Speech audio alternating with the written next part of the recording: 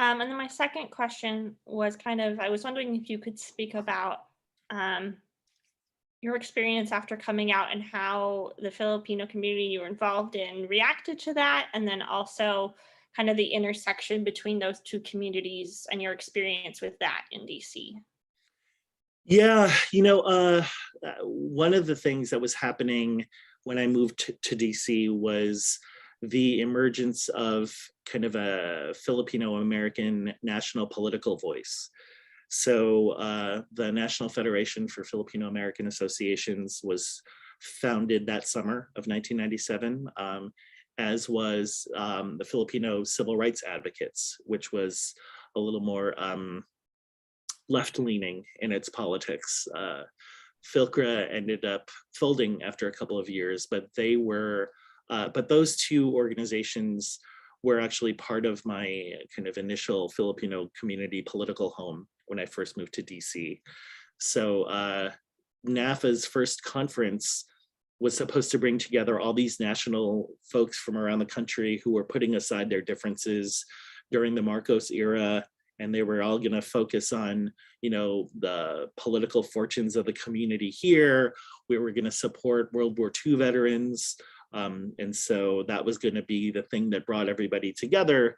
But I tell this story because one of the resolutions that the conference body took up was to support LGBT folks within the community.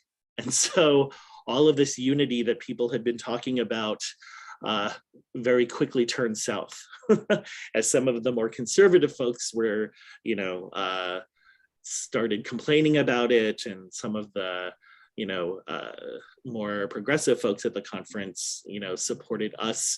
It became an issue dividing the youth and the elders, I guess. So a lot of us who were younger, who were born here in the US, were supportive of the resolution.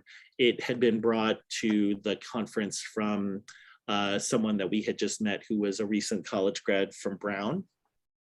And so, we supported that resolution, but then all of a sudden, all these other things kept popping up. And so all these, scars from battles that the uncles and aunties had waged far before we were there.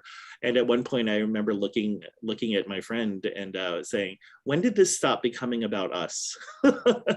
Like, as the two, I think we were the only two openly gay people at the conference. Certainly, the only two openly gay folks supporting that issue, that resolution. And so, so that was kind of an early indicator of where the larger community was going to be. The people that were more politically involved, even the older ones, were supportive of me as someone openly gay. So, like the mentors that I had at that time, whether it was John Milagrito, whether it was Bing Brannigan, or LV Bangit, or some of those folks in the community, had always been supportive of me. And so being openly gay was never a problem as I was doing stuff in the community.